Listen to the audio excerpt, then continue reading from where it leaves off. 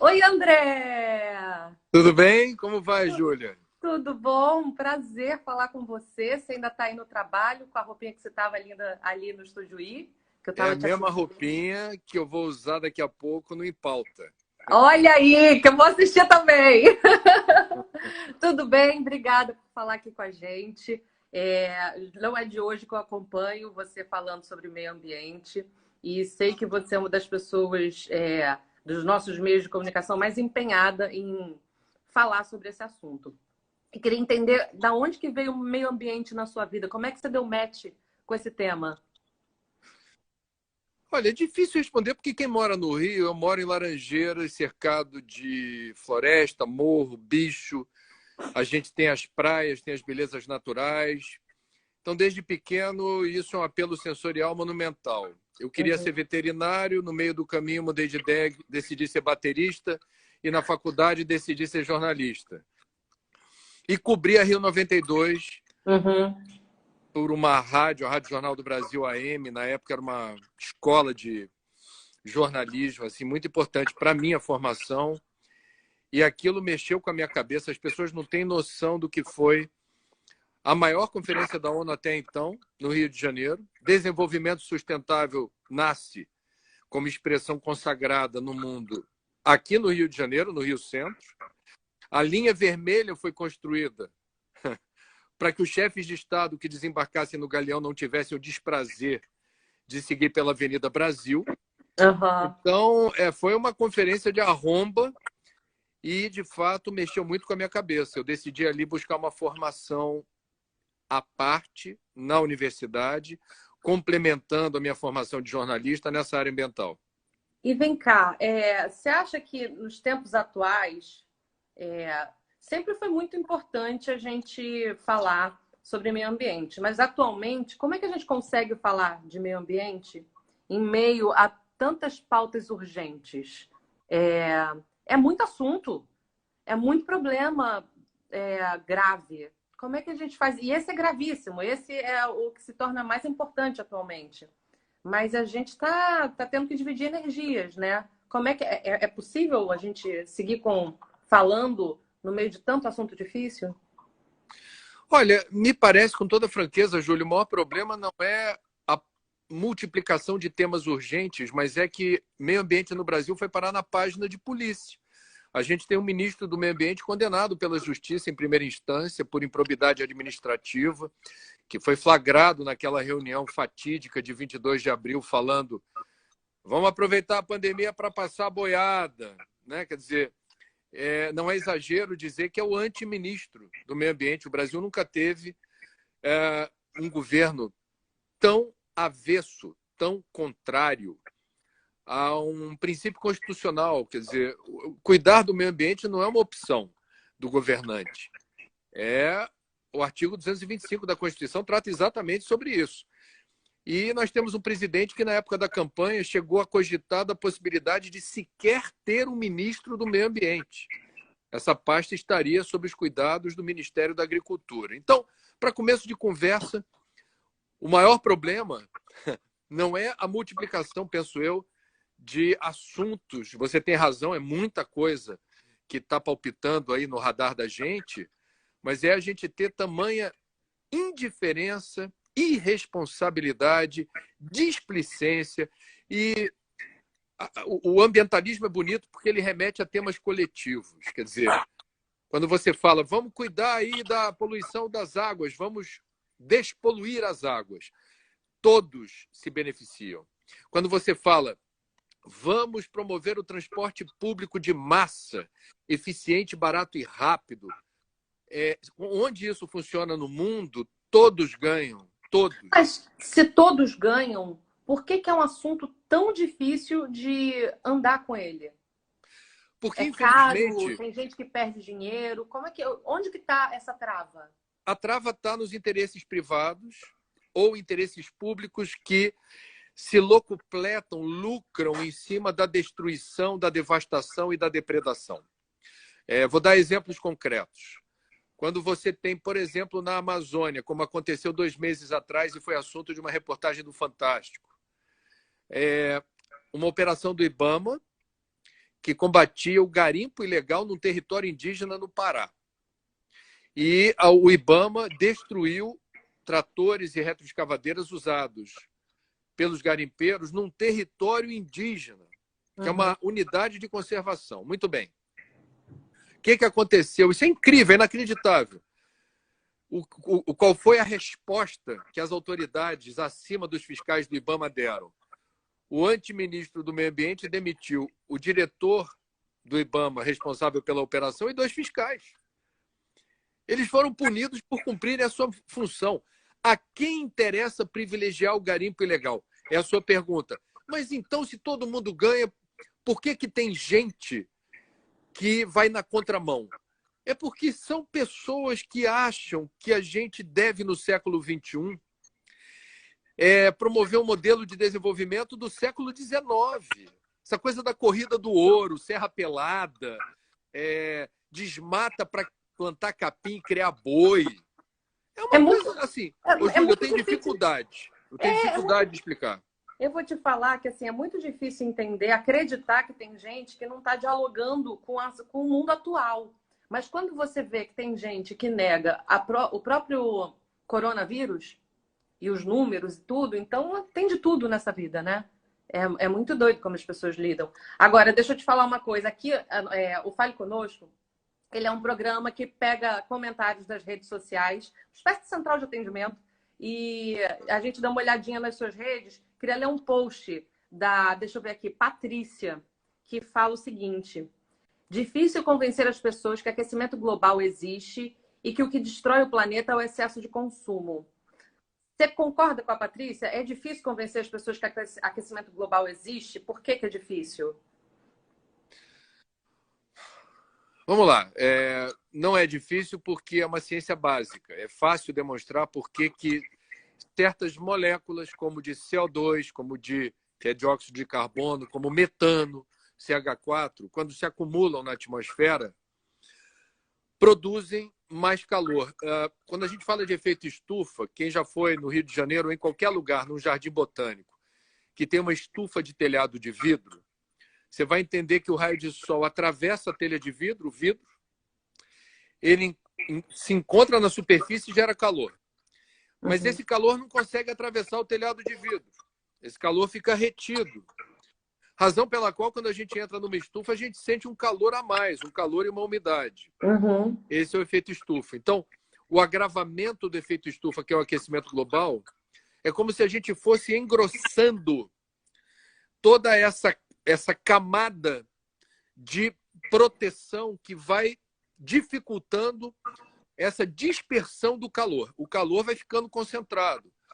Isso não é, Júlia, com toda franqueza e respeito, não é possível a gente achar que aquecimento global entre no território da fé. Você acredita em aquecimento global?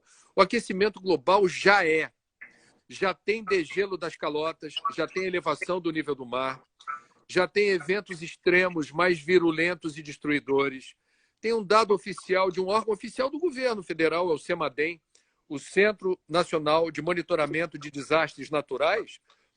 O previsor-chefe, que é o maior previsor, o maior meteorologista do Brasil, está nesse órgão. Ele compara São Paulo 40 anos atrás, tinha um episódio de chuva daqueles dilúvios bíblicos acima de 100 milímetros. Naquela época, um episódio desses por ano. Hoje são no mínimo 4. Isso é mudança climática, isso tem a ver com o aquecimento do planeta. Quem planta... Outro dia eu conversei numa live com a minha amiga, colega Sônia Bride. Sônia Bride é de Santa Catarina. A Sônia Bride é filha de agricultora, ela conhece bem esse assunto. A gente estava falando. Quem vive da agricultura sabe que certas espécies, por exemplo, maçã.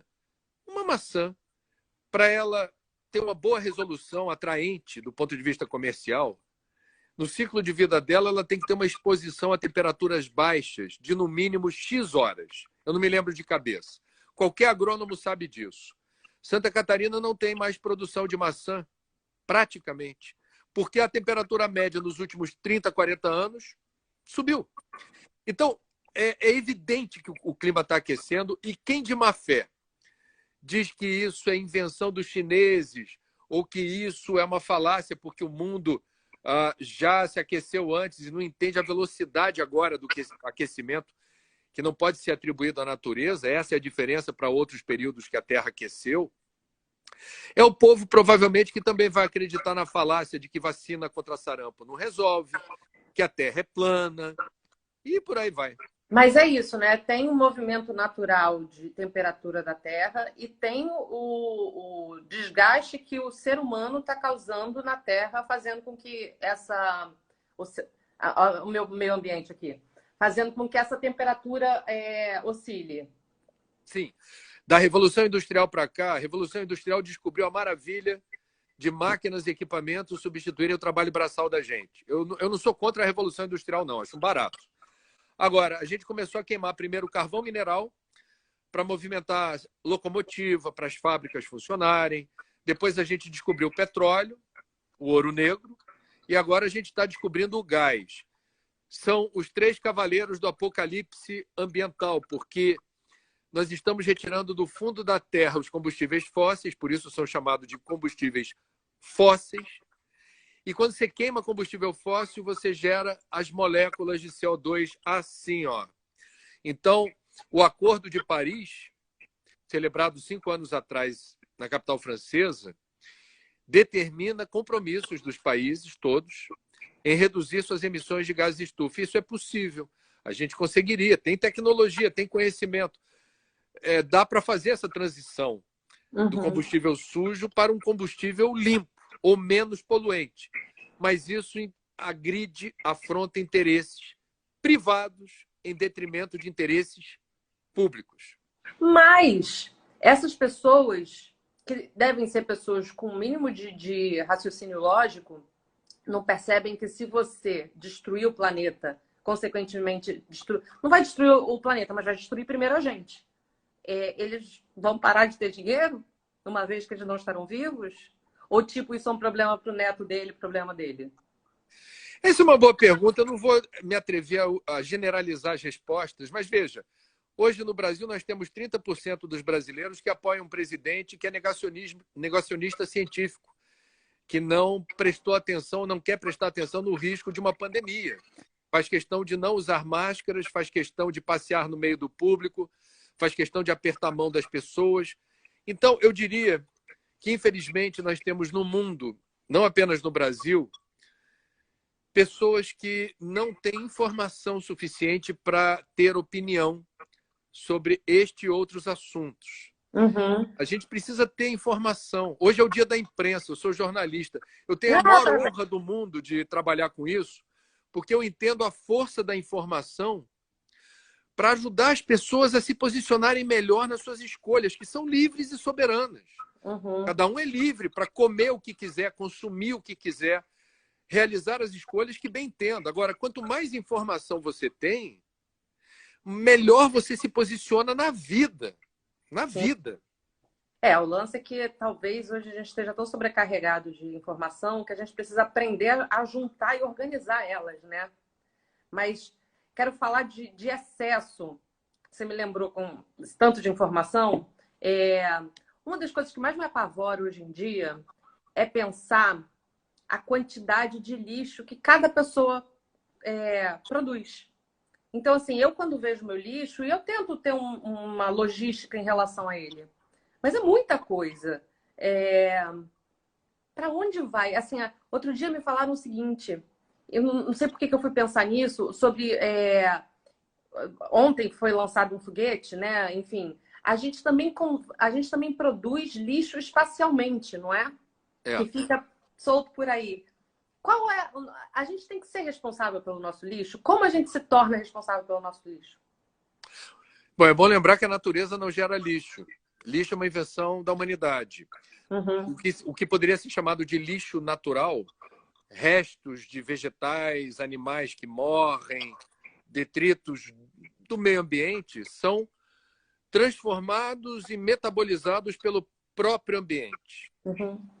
Nós temos essa, eu diria, singularidade. A gente realmente veio ao mundo para aprender com nossos erros. Esse a gente ainda não aprendeu. Nós geramos lixo na velocidade com que consumimos. Então, o melhor lixo é aquele que você não gera. Muita gente se deslumbra com embalagens, sacolas, saquinhos que não necessariamente precisariam ser levados para casa. Ponto 1. Ponto 2. A discussão do lixo está totalmente ligada com o consumo, Júlia. Não dá para falar, mas eu reciclo meu lixo. Mas eu dou destinação para o meu lixo, tentando aliviar o peso do consumo irracional, do hiperconsumo, do consumo voraz, que é uma desgraça da civilização. Então, no Brasil hoje, a gente tem 3 mil lixões a céu aberto. Eles são bombas relógio ambientais. A um só tempo, eles geram chorume, que se infiltra no solo e contamina as águas subterrâneas. Ele libera, cada lixão, o gás estufa, metano, a decomposição de restos de comida, legume, verdura, o que seja, fruta, apodrece e vira metano. Tem ali um impacto causado por doenças, porque atrai vetores como ratos, baratas, urubus, e eles transmitem patogênicos à volta.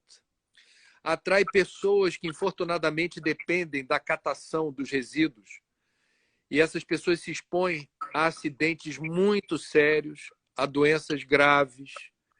Então, nós temos uma combinação perversa de fatores com o lixão.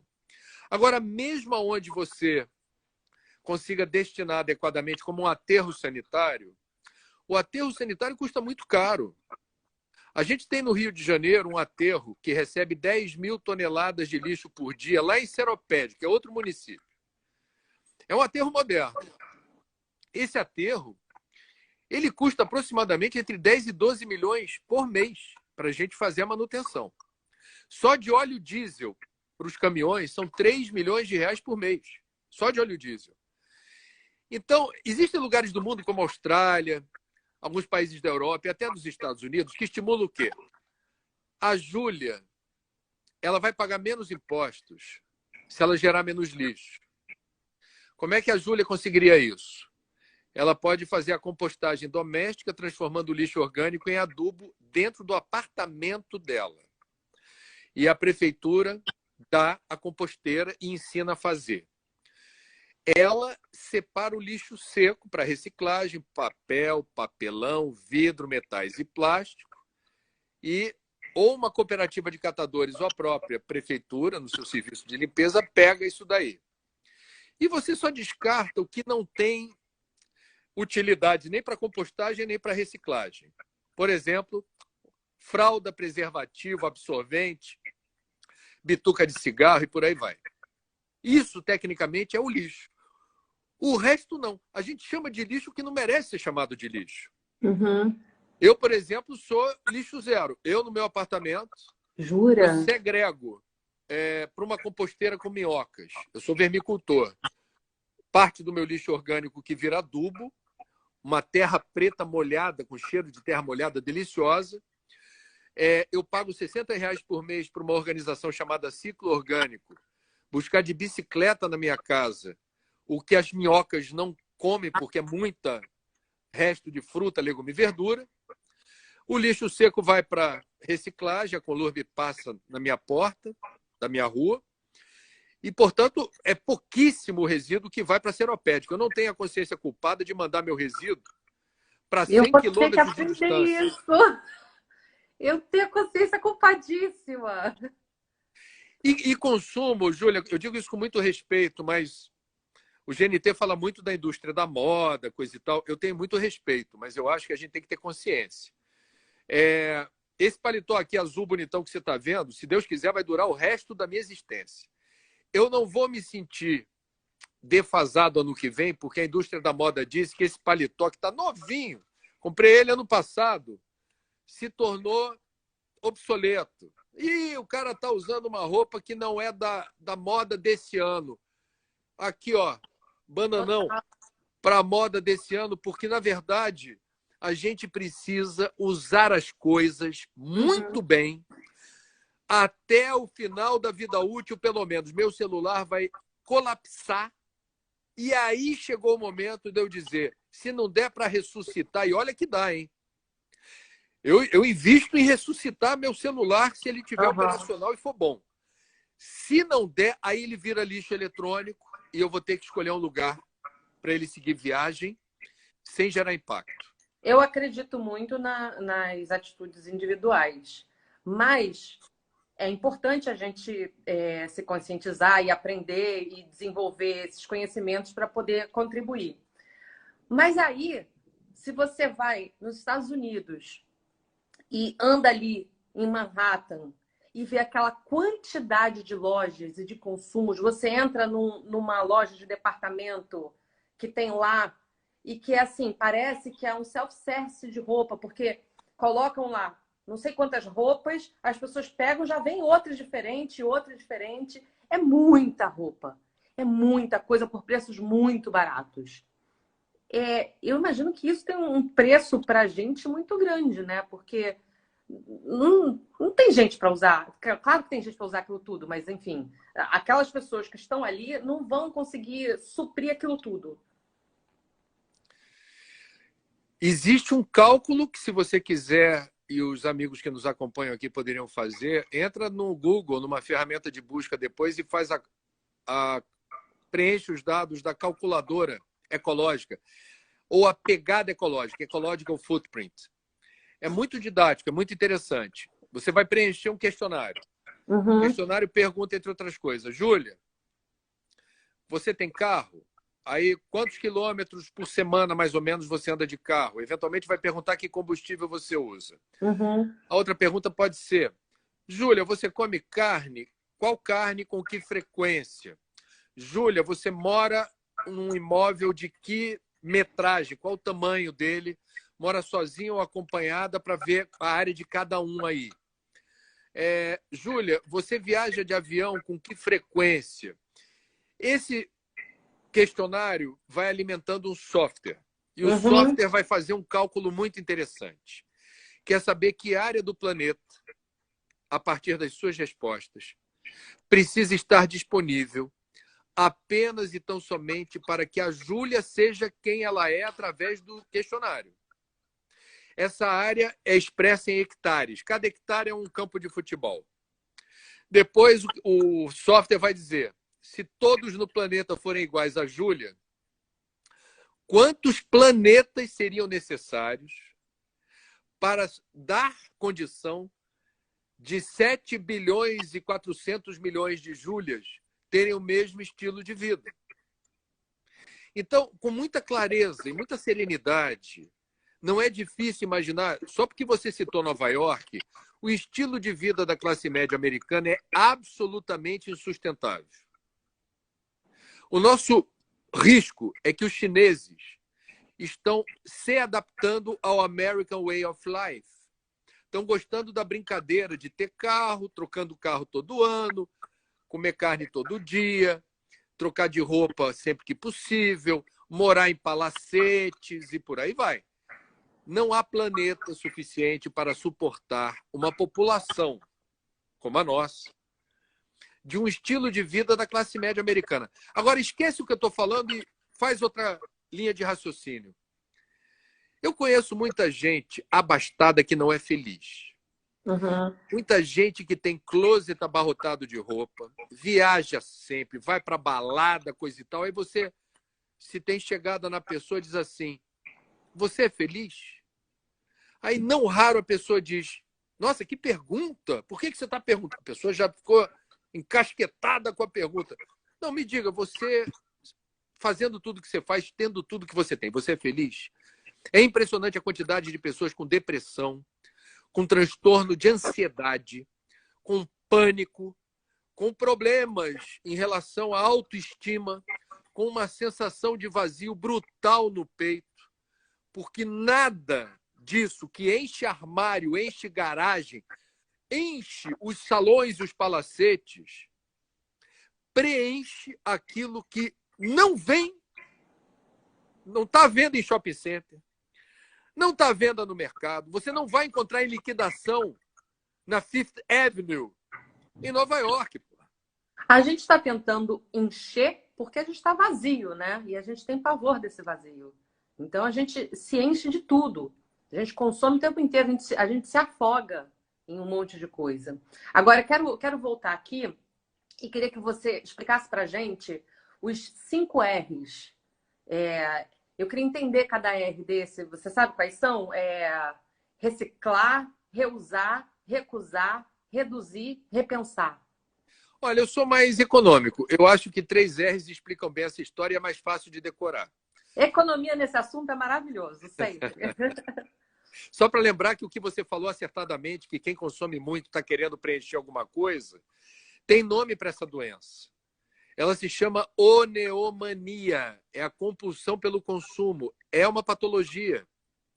O Hospital das Clínicas de São Paulo estima que 3% dos brasileiros seriam oneomaníacos. E nem sempre tem renda ou crédito para fazer compra. Compra muito pouco. A nossa cultura é assim, né? Se você for ver os nossos ídolos, são ídolos que consomem muitas coisas, né? Que estimulam muito o consumo. É assim, vamos lá. Eu tenho 53 anos, meus ídolos não são esses não, tá? Eu estou em outra vibe. Não estou falando individualmente. A cultura consumista não pode servir de álibi ou desculpa para a gente entregar os pontos e dizer: ah, mas eu estou na sociedade de consumo. Ah, mas todo mundo diz que a gente precisa ir para o shopping se divertir. Gente, autonomia de voo, acione o seu aplicativo da autoestima, faça o que lhe convém. Não siga na aba dos outros. Na aba dos outros você vai se dar mal. Ninguém é feliz seguindo o roteiro de outra pessoa. Descubra qual é o seu roteiro. E consumo consciente vai numa vibe que eu acho legal. A TV Globo, anos atrás, resolveu fazer a primeira campanha Menos é Mais. Eu achei esse jogo de palavras sensacional, Júlia, porque, na verdade, a gente se desprender do ônus, assim, do castigo, que é precisar o tempo todo consumir alguma coisa diferente ou nova, é algo escravizador. O consumista não tem paz, porque ele pode ter o melhor celular do mundo. Aí ele vê um anúncio de um novo smartphone top, top, top, ele fala assim, eu quero. Ele nunca estará saciado. Isso é uma maldição. É uma maldição. Mas vamos lá. Os 3 R's. O mais importante é reduzir. Ou seja, não sendo tão importante comprar, não compre. A primeira coisa que a gente fala quando a gente pensa consumo consciente é o seguinte: a pessoa se sente arrebatada a entrar numa loja só porque tem o cartaz dizendo liquidação. Ou off. Aí ela, opa! Aí ela entra na loja. A minha sugestão é a seguinte: entra tranquilo na loja. Prova roupa, prova sapato, faz o que você quiser. Agora, na hora de comprar, a minha sugestão é pergunte-se. Pergunte-se. Eu preciso realmente disso? É uma pergunta simples. Primeira palavra do R aí é reduzir. Segunda palavrinha mágica, com R, reutilizar. Eu falei aqui do celular que colapsou antes de comprar outro. Eu vou lá na lojinha e falo assim, amigo, ele pifou. Tem jeito? Já aconteceu isso comigo numa loja da Barra. Eu fui lá, o cara falou, olha, tem jeito, mas você vai ter que deixar o telefone aqui pelo menos até amanhã. Vai te custar um certo valor. Eu preciso ser honesto.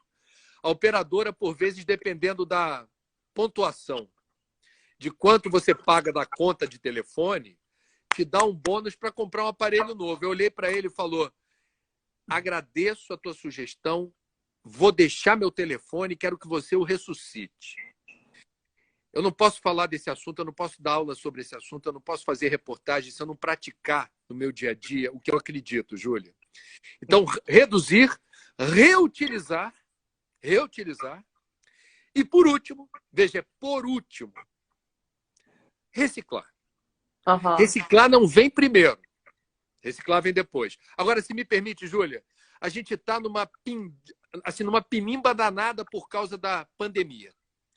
A economia está em frangalhos e muita gente está sem o necessário. Muita gente não tem emprego, muita gente que já estava na informalidade não tem. Você sabe, no seu meio artístico, você é uma excelente atriz.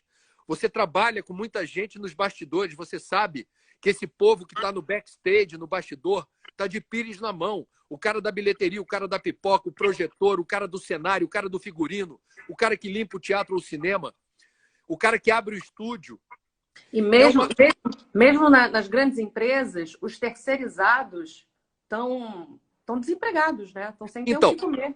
É um absurdo. Me permita ser muito franco com você. Estamos vivendo um tempo que não é para se divertir no consumo, não é para a gente dizer, ai, que bom, abrir o shopping. Vou dar um passeio e vou me divertir comprando mais um par de sapato. A pessoa já tem 40 pares de sapato em casa, é uma centopeia ambulante. Aí ela vai comprar mais um par de sapato. Por favor, gente, assim é um pedido, me perdoem a franqueza. O Brasil é um dos países mais desiguais do mundo e essa desigualdade se acelerou durante a pandemia. Antes de falar do consumo do não necessário, daquilo que você vai ostentar, vai querer colecionar bens e posses, você vai canalizar toda a sua energia para o que é descartável e perecível. Faça um bom uso dos recursos extras que você possui, ajudando quem não tem o necessário. Você não precisa ir longe. Porque só no Rio de Janeiro, para citar um exemplo, no município do Rio de Janeiro, nós temos aproximadamente 15 mil pessoas em situação de rua. Na rua, não estou falando de favela, periferia, estou falando de gente que está dormindo em marquise. Uhum.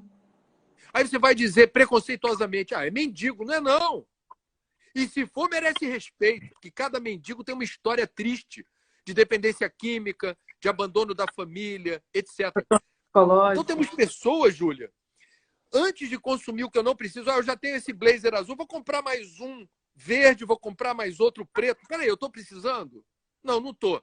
Eu tenho dinheiro para comprar 2 blazers novos? Tenho. Vou fazer bom uso desse recurso.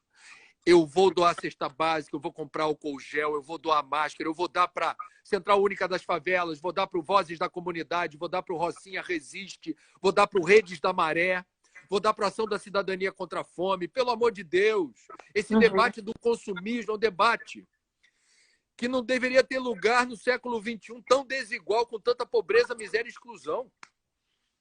Agora, isso tudo parece muito óbvio, né? E em termos práticos, as coisas realmente não mudam. A gente tem essa pandemia agora que deu um choque, um freio grande, mas em algum momento ela vai passar. É tipo um tsunami, um terremoto, e quando voltar, tem todo um estado de calamidade, a gente vai ter que reconstruir. Mas também tem um monte de gente. Dizem que esse retorno pode ser muito pior em termos de meio ambiente, né? A gente vê lugares que dizem que Veneza, os canais ficaram com as águas transparentes. Enfim, o ser humano guardado em casa, a natureza deu uma respiradinha, né? Como é que vai ser essa volta? Depende de como cada um de nós aproveitou essa respiradinha. A gente está tendo um freio de arrumação estratégico. Eu não acho que a pandemia seja contra nós. Eu acho que essa pandemia trouxe uma luz, uma esperança para a humanidade. A um custo muito pesado. Muita dor, muito sofrimento, perda de entes queridos. Agora, veja, numa entrevista dada hoje à Folha de São Paulo, o Prêmio Nobel da Paz, Muhammad Yunus, que criou o Grameen Bank, que é um banco que foi criado para ajudar pobres. Espalhou-se no mundo inteiro exemplos de bancos que uma pessoa de baixa renda quer R$50, Júlia, não é exagero. Eu já visitei um desses bancos aqui na Cidade de Deus, anos atrás. Você vai no banco lá inspirado nesse camarada, Muhammad Yunus, R$50 que eu estou precisando. Toma R$50, juros assim simbólicos de mãe, prazo para pagar a dívida. E o que você faz com 50, 100, R$150? É impressionante como em comunidades de baixa renda, com pouco se faz muito. Eu acompanhei o exemplo de uma pessoa que tinha uma lojinha, era um boxezinho de artigos de festa infantil. Ela pediu R$200 de empréstimo. Porque no banco de varejo isso não existe, é uma burocracia. O banqueiro olha para o pobre e diz assim: você vai me dar trabalho, eu não preciso de você. Com esse dinheiro aí é melhor não te dar empréstimo que você pode me dar um calote. Esta senhora pegou R$ 200 aproximadamente, foi não me lembro se no Mercadão de Madureira ou na Saara, no Mercado Popular. Ela comprou muitos artigos de festa infantil básicos. Ela deu uma mexida, um upgrade nas prateleiras da lojinha dela. E ela pagou em dia a dívida contraída com esse banco. E o que é bonito é que a taxa de inadimplência, ou seja, quem pegou o dinheiro, não pagou no prazo e ficou inadimplente, ficou devedor, nesses bancos populares é próxima de zero.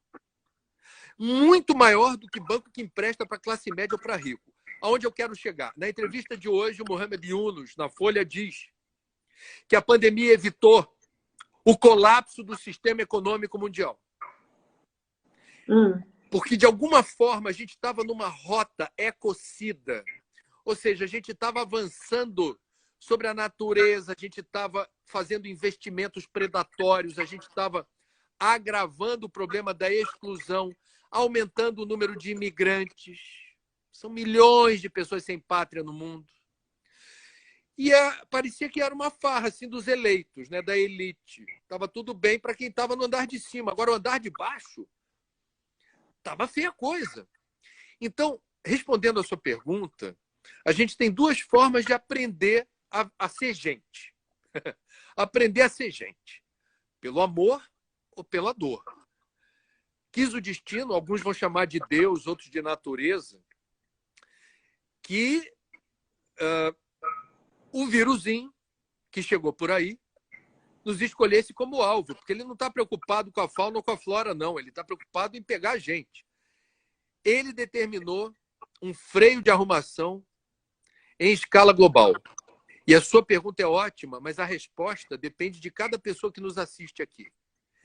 Que uso você está fazendo da quarentena para ver o que é possível e desejável mudar para que a sua vida faça mais sentido, para que você se sinta uma pessoa melhor, mais justa, mais antenada com o seu tempo e com o seu planeta. Eu quero pegar aqui mais um comentário. Eu vou falar sobre ele, mas é mais ou menos o que você acabou de falar, mas só para falar do Flávio de Oliveira, não sei o sobrenome dele, é daqueles bem difíceis. Fala, será que não seria a hora de repensarmos todo o mal que o humano fez e faz contra o meio ambiente? Foi só ficarmos isolados e vemos a natureza se reconstituindo.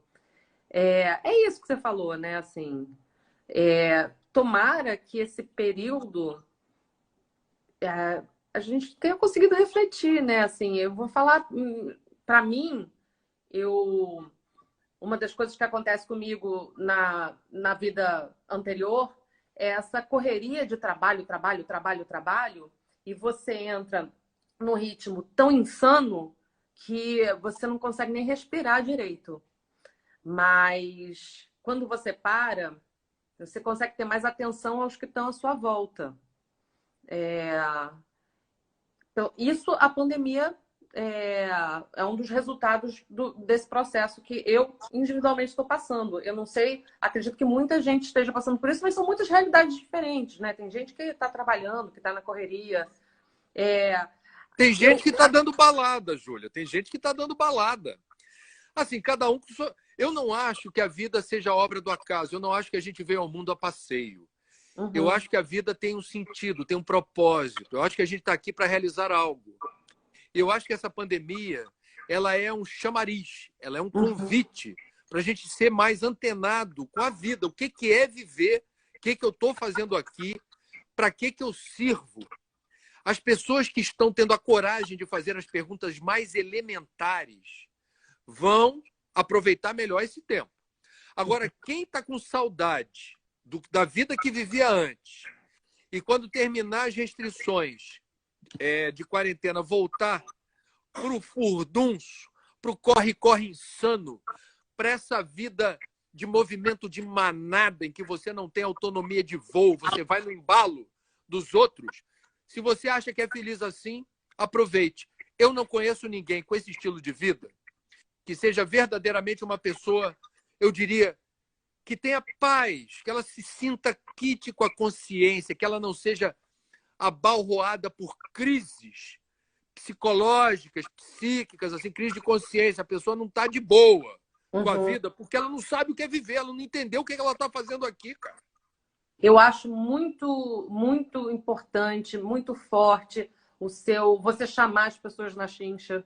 Acho que é uma hora que a gente precisa de vozes que chamem a gente à responsabilidade. E acho que você faz isso muito bem, com muita propriedade, mas vou insistir no apontar o dedo pro outro, pro grande, que acho que não é desculpa, a gente tem que fazer o nosso papel, tem que fazer o que está ao nosso alcance.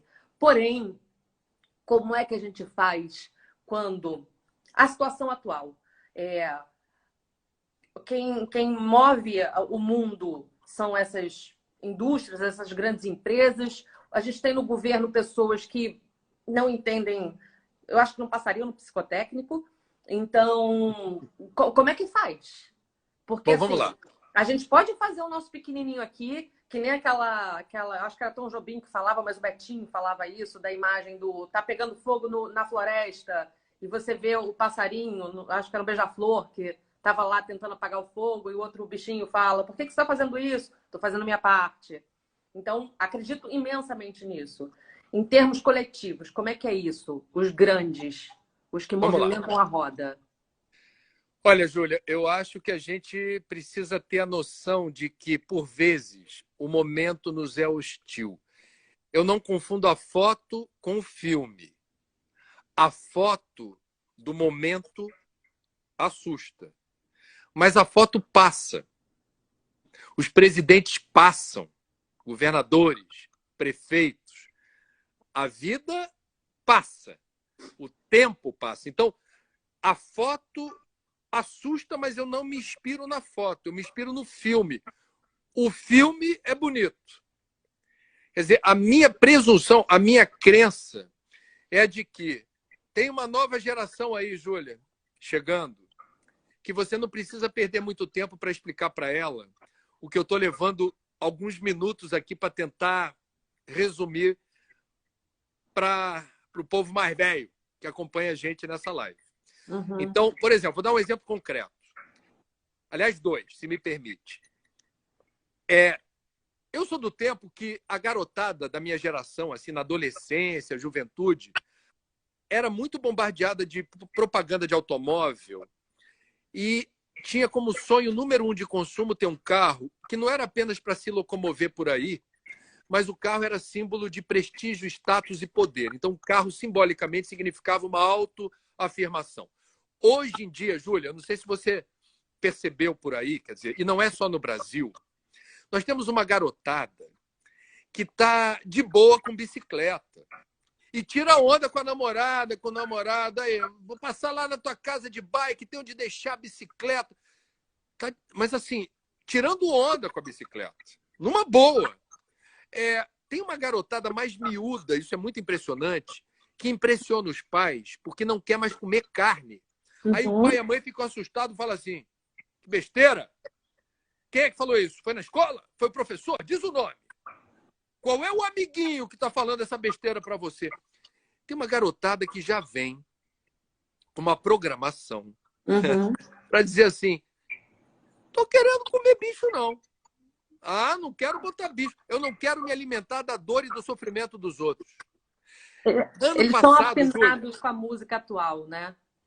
ano passado, alguns frigoríficos, eu não quero dar nomes aqui, que eu não faço propaganda para eles nem pagando, alguns frigoríficos, percebendo a quantidade de jovens que não querem e não estão comendo carne, passaram a oferecer hambúrguer vegetal no mercado. É muito mais fácil hoje você encontrar por aí.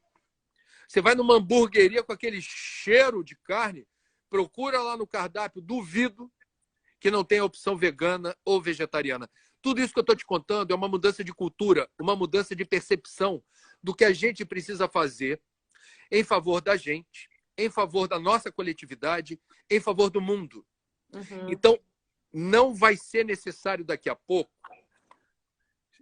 com o ministro da Educação como o que a gente tem, que é algo inacreditável que o Brasil hoje padece, com essa criatura regendo.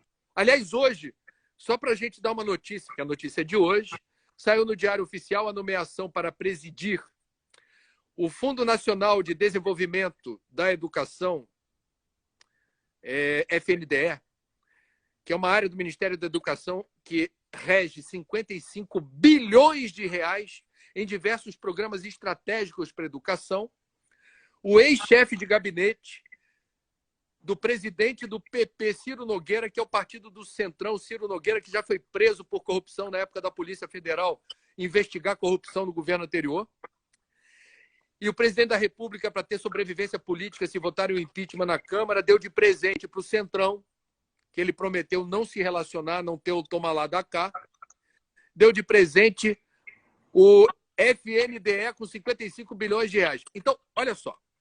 Isso que eu estou falando, essa notícia ruim, mais cedo ou mais tarde, essa fauna da política que não tem compromisso com ética, com transparência, com respeito, com tolerância, com educação de qualidade, com meio ambiente protegido e resiliente, com saúde pública para todos.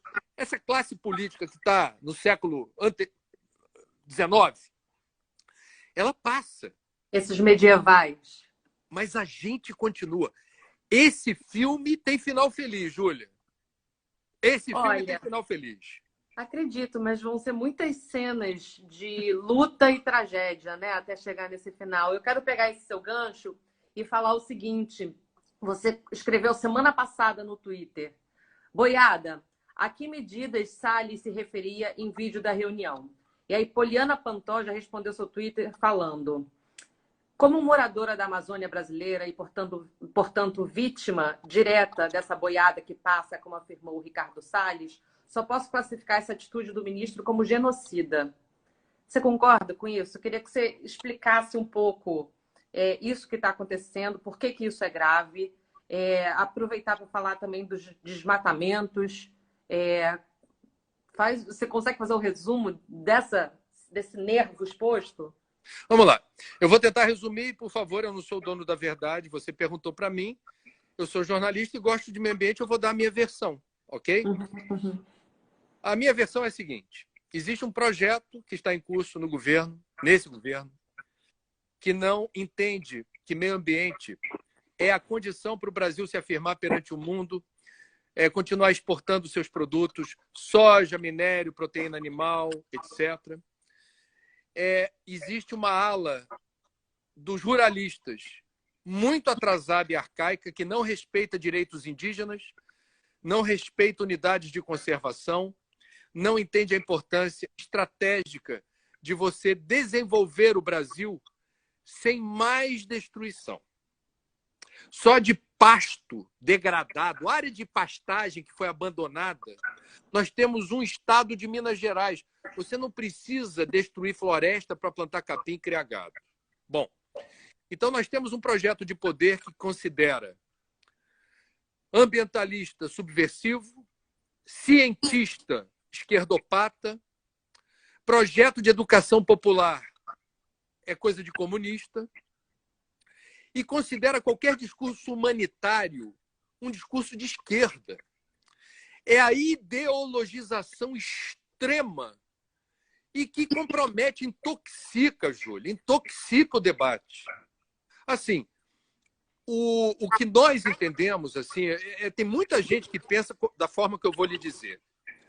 A própria Marina Silva, que foi seringueira no Acre, virou senadora e ministra do Meio Ambiente, ela não acha que a Amazônia devesse ser um santuário protegido, ninguém toca. Tem 23 milhões de brasileiros vivendo na Amazônia. É impossível não gerar algum impacto. A questão não é essa. A questão é como você ordena a ocupação territorial, como você delimita lugares para criar boi, para fazer garimpo, para plantar soja, para explorar madeira, e com fiscalização presente, emprestando selo e certificação ambiental para os produtos amazônicos. Isso é uma coisa sensacional. Quem quiser comprar produto que venha da Amazônia, com selo verde, você diz assim: eu estou ajudando o Brasil a não destruir floresta e não desrespeitar indígena. Esse governo é tão tosco, ele é tão míope do ponto de vista da percepção de um desenvolvimento com cara de século XXI, que ele implodiu a legislação ambiental. Eu conversei outro dia com o Ailton Krenak. O Ailton ele é um dos maiores pensadores indígenas, na minha opinião, do Brasil. Ele é Se não for o mais sensacional. importante. É. O Ailton, ele falou, há um problema, que é o dinheiro não compra água. Quando acabar a água, o dinheiro não vai resolver isso. Quando a terra se aquecer num nível que não tem retorno, não há dinheiro que resolva isso. Então, o dinheiro não pode ser tudo. A ambição e a cobiça não podem determinar uma destruição tão rápida do verde da nossa bandeira. O diferencial do Brasil seria, penso eu, explorar suas riquezas de forma inteligente e sustentável. Eu não vou plantar soja no Pantanal, eu não vou criar boi em floresta nativa da Amazônia, eu vou desenvolver energia eólica e solar, porque nenhum país do mundo tem o vento e o sol que o Brasil tem. Uhum. Então, elege os eixos de investimento e surfa na onda boa do desenvolvimento limpo e sustentável, porque não vai faltar dinheiro de investidor dizendo eu quero investir no Brasil. O Brasil é o país que eu quero botar meu dinheiro. O Brasil hoje é motivo de piada, chacota no mundo, porque a gente tem presidente que em plena pandemia passeia de cavalo em Brasília.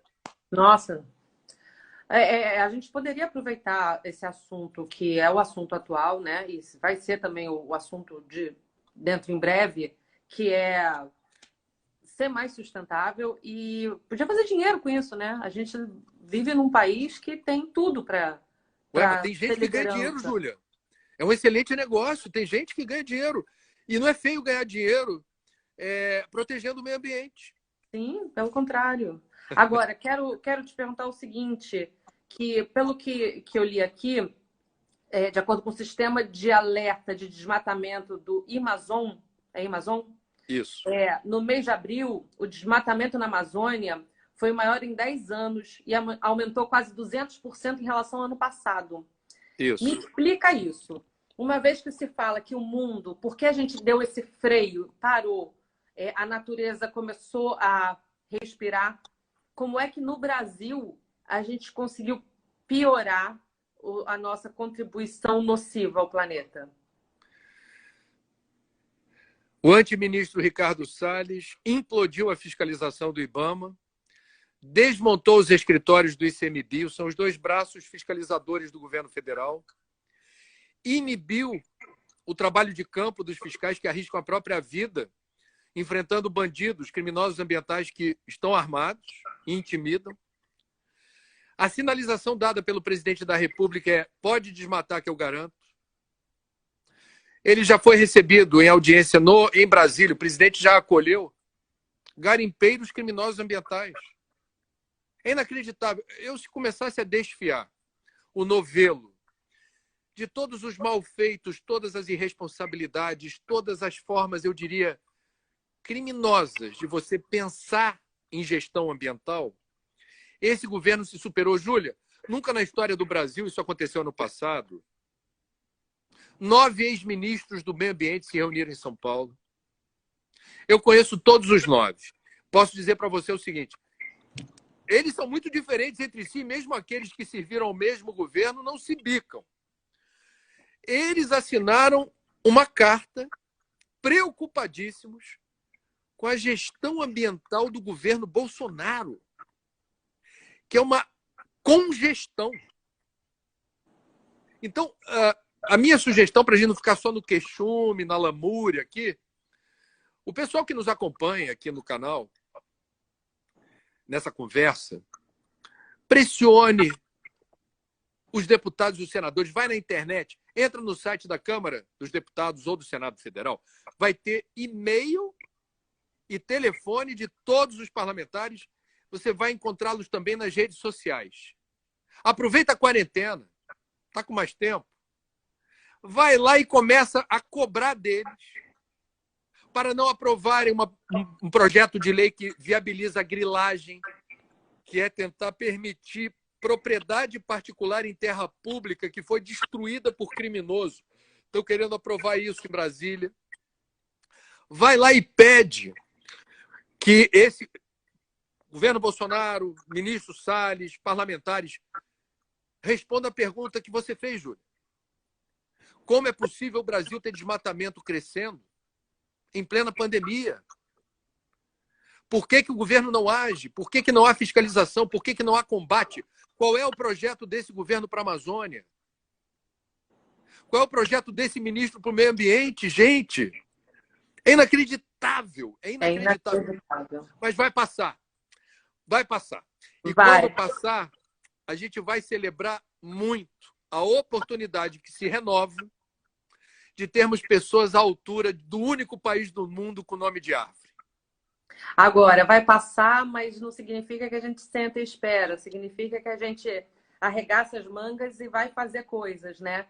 Queria falar para terminar, pedir para você dar um minutinho da palavra do André, alguma mensagem de otimismo, porque eu acho que são momentos que a gente precisa ter uma cenourinha de otimismo na frente para a gente ir andando.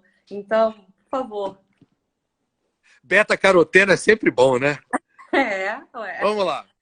Pessoal, o mundo tem jeito, as soluções existem, tem muita gente trabalhando de uma forma muito persistente e bonita, descortinando novos horizontes para a humanidade ter solução.